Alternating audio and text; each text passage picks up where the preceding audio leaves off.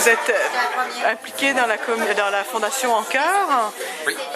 Votre situation personnelle, c'est au départ parce que vous aviez un enfant qui avait une malformation cardiaque. Est-ce que vous pouvez me parler de votre situation familiale? Qu'est-ce qui s'est passé? Oui, je peux en parler.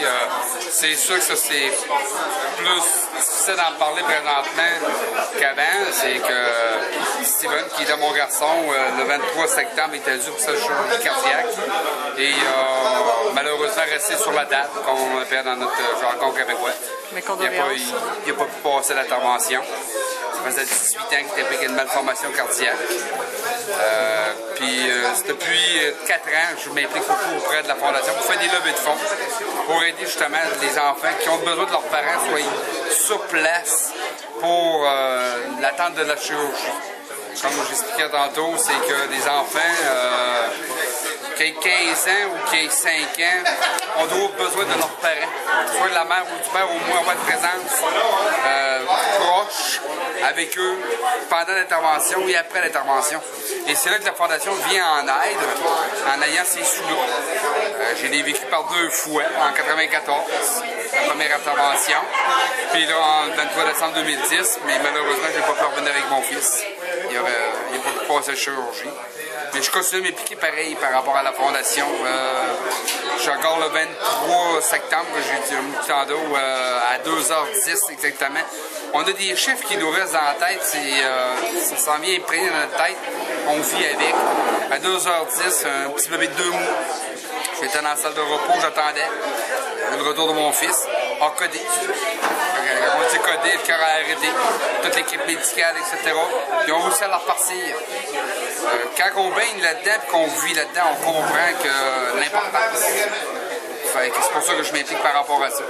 C'est sûr que toutes les autres fondations ont leur importance, sont toutes importantes. Mais pour moi, c'est sûr que c'est la Fondation En Cœur. Vous avez réussi à dépasser votre problème individuel pour aller collectivement, pour finalement sortir pour proposer une réponse collective.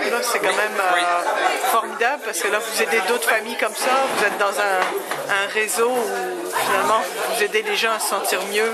Oui, parce que c'est pas tous les gens qui sont capables financièrement de dire je vais passer 15 jours, 3 semaines à Québec à côté de mon enfant. Fait que demain, sur un petit peu de soutien financier, ben, ça leur aide. Si on regarde à Cap-Saint-Cyr, il y en a 14 qui ont des malformations cardiaques, 8 d'opérés, donc le décès de mon fils. Montmagny, 37. Donc 17 d'opérés.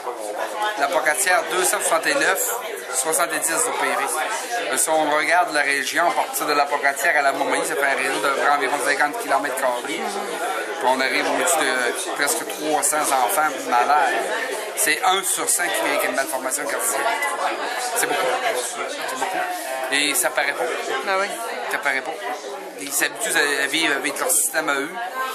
Comment ils manquent de souffle, ces choses-là, ça paraît pas. C'est là qu'on voit que l'importance d'aider les jeunes. Puis j'ai fondé le Marchand de bonheur. Le thème, c'est pour essayer d'apporter un baume de bonheur à ces enfants-là et aux parents. Si les gens veulent vous encourager dans la région, par exemple la MRC de Lilley ou de Montmagny, qu'est-ce qu'ils peuvent faire concrètement? Ils peuvent faire carrément sur le site des entreprises, dans le chemin des entreprises. Puis on va voir toutes les coordonnées du Marchand de bonheur, le comité, les noms des représentants là-dessus. Puis ils peuvent communiquer avec nous autres s'ils veulent faire des dons. Puis nous, on leur donne directement à la Fondation. Et quand ils viennent au Festival Rétro, c'est aussi une manière d'encourager la Fondation? Oui, parce que tous les fonds qu'on ramasse, toutes les œufs qu'on ramasse durant la journée, donc le festival en 2011 va avoir lieu le 19, 20 et 21 août, avec des groupes rétro et des voitures anciennes. Tous les fonds qu'on ramasse vont à la Fondation. Merci, bonne continuation.